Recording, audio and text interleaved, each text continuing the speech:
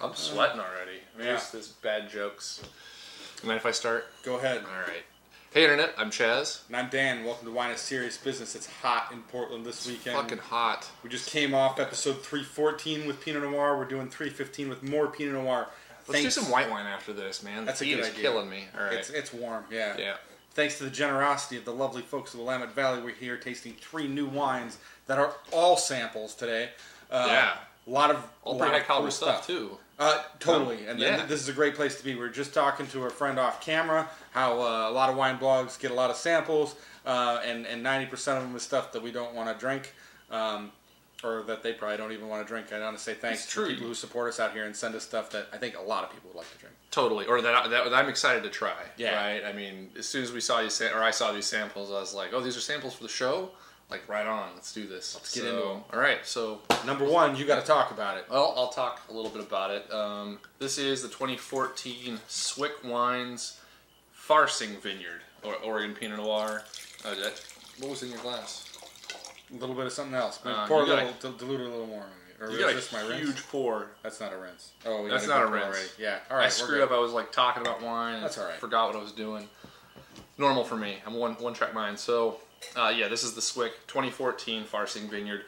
Joe Swick, winemaker, he traveled the world for about 10 years, making wine kind of all over the world, learning about winemaking. New Zealand, California, Portugal. I mean, really like everywhere. Yeah, he's like our age, but if you read his resume, you expect him to be like, it's mind-boggling. Like 50 years old or something like that. Yeah, he's been all over the place. Has a lot of cool ideas about wine. Makes some really, really cool wines. We've had some of his other wines in the show. We actually had him on the show 30 episodes or so ago. If I'm on my game, I'll link that up. Yeah, so this is his basically one of the higher caliber wines from his 2014 catalog. Yeah, he always does the Willamette Valley, I think. So any Pinot Noirs that aren't the Willamette Valley are usually selections. Yeah. All right, and all of these were just opened 30 minutes ago. Yeah. So. Real big on the nose. Is that me? Oops. What? Beeping? Yeah, it's alright. Yeah, it smells... A lot of earth, a lot of spice. Yeah, it's all really dark tone, like blackberries, maybe like dark cherry or something. Really but yeah, like strawberries, the spice components, the earth components come out of it far more than the fruit almost. It's almost like a tobacco sort of nose too. It's kind of crazy. Yeah, it smells good. Really savory. Yeah.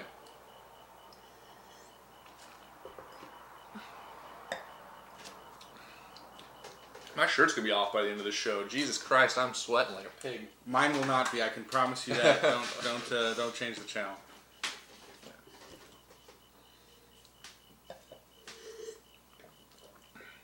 This is real nice. Big structure, man. Just kind of suggested by the nose, those earthy notes and those spicy notes. They come through on the palate. Big grip up of tannins. Like right away, I'm like, whoa. I kind of want to age this a little bit. But it's a young wine. New release, not a big surprise. Good complexity. Yeah, absolutely.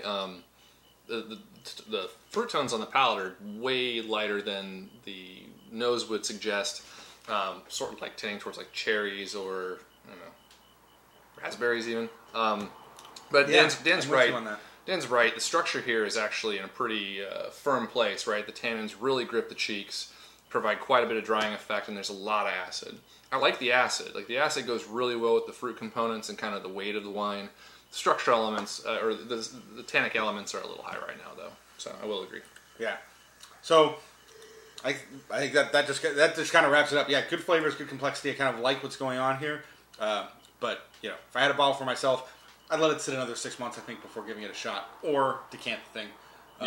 13% alcohol. Drink. I mean, it's drinking really nice. Like it's got a really nice, strong, intense core of fruit and other flavors, but like it just, structurally it's a little tough. Yeah, so, I have plenty of good wines, especially plenty of good Pinot Noir. Take a little bit of time. That's one of them. It's true.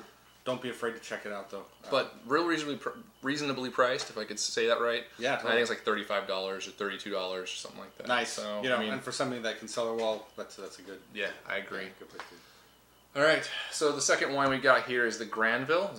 Is it Granville? All right, this is a Holstein Vineyard Dundee Hills Pinot Noir 2014. This was another sample sent to us. Jackson Holstein saw our videos, sent us an email, was kind enough to offer to send us a bottle, and we've had wine from Holstein Vineyard before. Walter Scott made one of their wines a few years back, quite a while back at this point. And between then and now, I haven't had any of it. So it's cool to know that they're working with their own fruit, making their own wines, and I'm looking forward to seeing how it goes. It said a little bit on their website. It said that his dad worked as a vineyard manager for a lot of estates in the history of the Willamette Valley. So kind of a cool story. And this is a pimp card, Jackson. It's nice. Yeah, the glass too. Boy, it is like you could take somebody's eyeball out if you threw it across the room at him. It's thick. Our business card review blog will be going live in the next. Oh boy! All right, what's going on? I've been thinking I haven't been going to enough like trade shows or like big tastings. Losing touch with with the wine on that scale here, and that I gotta get out there, go to some more of the like AVA specific events, and try 20 wines in a day and something like that. I feel like we gotta get together and do that more often. We've been slacking. I do some written notes. Haven't been going to much. Or just the Riesling Invasion was the last thing I think we went to, right? Yeah, and not doing a good job of notes with that. So, but we've been keeping up with the show regularly, and I feel good about that. Another couple shout outs, Dana Estep. I don't know if you'll see this, but thanks for the dude from New York. Gave us a comment a while ago. Thanks for that. Stephen Krug works out at Domain Brewing. Thanks. He sent us. We asked like what your favorite entry level wines are. He said Cameron's white wines are always great value. He likes to try, and then he recommended the OPP from Mouton Noir. That we did one bottle of. I haven't had much experience, but it's good to know that he feels that's good year over year. Worth checking out. So thank you, Stephen. Thanks for watching. Welcome to, which one is this? This is Oscar, or no, Abe. God, wow, Abe. My brain is fried. Apparently, yeah, this is Abe. He loves corks. Big fan of corks. Whoops. There we go. All right, get them off the table. Here we go. Granville, Holstein Vineyard, right? 2014? 2014. I really like how it smells. It smells awesome. It's got a little bit of that Dundee Hills funk. Is this Dundee? This is Dundee Hills. Yeah. It's got some of the Dundee Hills aroma, right? Like the sort of earthy components paired with some spice, and like I always say, dried mushrooms. It smells like a bag of mushrooms. A little bit. So, a bag? I always see the mushrooms in boxes. Yeah, if you buy them for other soup, like spice-free soups, they come dried. Okay. So it's a little overripe strawberry. It smells a little like that. So I mean, you get that aroma distinctly sometimes in Dundee Hills wines, and I absolutely love that. So.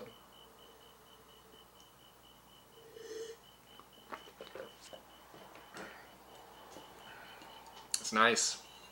It's drinking really nice. Real smooth, easy on the palate. I'd say a little less complex than the Swick, but definitely kind of like ready to go right now. I'm getting that good red fruit. Definitely a little richness showing through from the oak in there too. But things are in balance pretty well right now, I think. Yeah, I mean it's big and fruity. I mean this is like strawberry fruit, bright cherry fruit. Full ripeness, but drinks really nicely. Like it's got a good mouth feel. It's got enough acid to back up all of the fruit components. The tannins are sort of lighter, right? Definitely. Coming from the Swick wine, this like feels really easy. Being with so much flavor, like it's we just should have done it the other almost. way. Yeah, probably so. Yeah. I figure since the Swick was a lower alcohol wine, I think this one's a little over 14. Really? That it would do it like and the heat doesn't come through on this. Nope. Yeah, not at all. I think the acidity kind of saves it, though. Honestly, I feel like with 14 flat. I feel like with 20% less acid, that it'd be a little simple and not as held together well. So I think, I think the acidity is a really good component here. Kind of brings a little life to that richness, a little complexity to the fruit. Mm-hmm. It's like, man, big bright fruity flavors. Like if there was sort of a spice component, it's leaning towards like a red tea or something. Yep. Like the dried roses and all the stuff that kind of comes in a red floral tea. But yeah, pretty. I mean, kind of straightforward. Yes. Big fruity Oregon Pinot. Not to say that's a bad thing, but definitely easy drinking. This is drinking super nice right now. And as I have a few more sips, I'm getting a little bit of tannic structure on the palate there. But good spot, and for like early vintages off of off an established vineyard, but for early vintages of a label, I think it's pretty good stuff. Yeah, real tasty. And you know, working with great ground, working with great vineyard land out there. So definitely another one to keep an eye out. Thank you for thanks for sending us a sample. Yeah. Okay, so this third wine, Dan, I don't know anything about. Is this Willamette Valley grapes? It is not Willamette Valley. So the Syrah is from Washington. My hopes were so high. I mean, yeah. You guys know how I feel about Willamette Valley Syrah. Anyway, go ahead. Big spot. And there's a future for it here, right? It's going to just keep getting better. Yeah. This is from the McBee Vineyard in Walla Walla Valley. Oh, okay. So this is made by a guy named Ed Lefferts. This is the label's William Marie. Yeah, hefty glass. And it'll surprise you even more when you hear this, that this is kind of like an initial run. Okay. So he moved out here to get into wine. He and his wife work in really nice restaurants in town here. And he's working at the day camp at Branday's facility making wine there. And this, however, was not made there. This was garage wine, kind of his first run, private bottling. Okay. Not for sale, right? Just so friends and family. But we were chatting, and he's like, "I'd love to get you guys a bottle." And like, we'd love to taste it. Crazy. And it looks like the label's going to be kind of, at least part of their focus is going to be on bigger reds like this, because he's talking about Cabernet Sauvignon for next year. Okay. And I would expect more Syrah. But I'm interesting guy, and I'm excited to try the wine. So, and thanks for sharing a unique, hard to find bottle with us. So yeah, thank you very much. It's really special, honestly. Like this is, there's not many of these in the world, right? So it's pretty cool. So for those of you watching, look for future vintages of this wine, or if you've got a friend. You have to post the guy's name so that they can keep an eye out. Yeah, definitely. Sure, William Marie Wines. Yeah, there will be links, of course. So the website's up already. It's good. Nice and purple, just how I like it. Yeah. Deep looks like Syrah. It looks like Syrah. Smells like Syrah. Smells like Syrah from Washington. It does. A little bit of tobacco on there. Man, it's almost like a little bit of soup, little like chocolate covered cherries. There we go. Not too sugary, but just like dark chocolate, dark fruit, chocolate and cherries. Yeah. You chewing on my cord? Nah. All right. Sorry. Yeah, chocolate covered cherries, a black licorice. You know, like black licorice wines. Bit of sweet aroma like that. Maybe a little bit of cedar in there. Some sort of wood component to it. Big dog on the nose for sure. Yeah, it smells huge. You know right away. Yeah, you're getting into some juice here. Yeah. Paint the glass.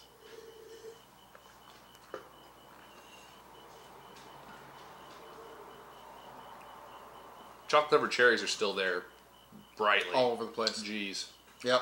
Lots of blackberry. Yeah, it's nice. Big, juicy. Yeah, a little. Feels like there's a little touch of oak. I'm kind of interested. You'll probably see this edit. I'm curious. Is there any on here? Sometimes I mistake other structural elements for oak, but I think we got a little bit on that. Not terribly hot.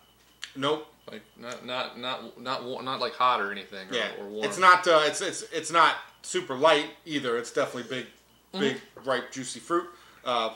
Delivers like it smells, but I think just what you're looking for in a wine like that. Yeah. Like good, right, juicy fruit flavors.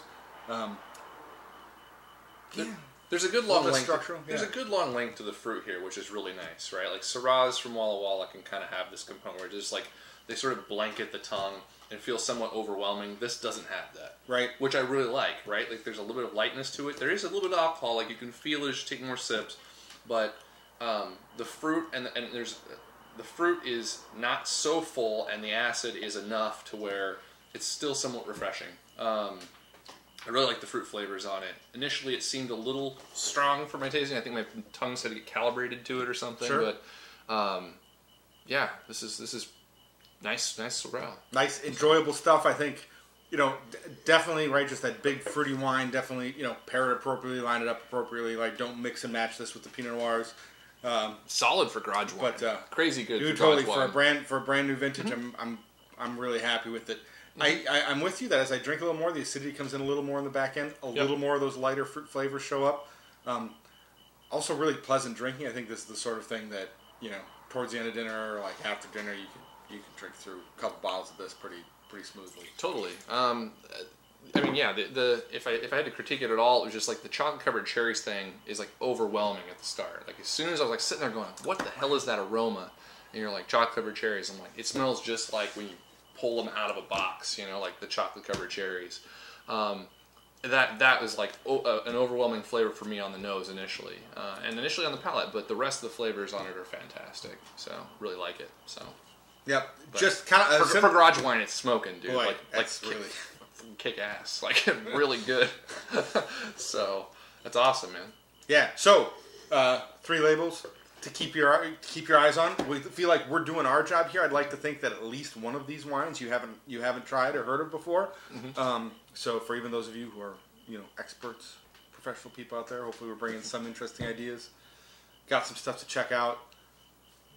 Yeah, sorry I have nothing. It's all right. Going to be drinking more wine this summer. More Pinot Noir, more Riesling. Checking out more 2015s from Germany. Oh yeah, we got to do that. That's actually one thing I wanted to do. Yeah. When you make the man bun, Chaz?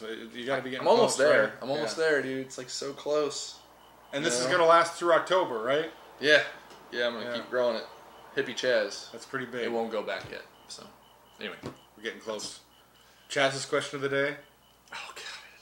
You can let it go. See, I told you I'm so brain dead, dude, right now. What's your favorite non-InBev American style lager? Non-InBev owned American style lager.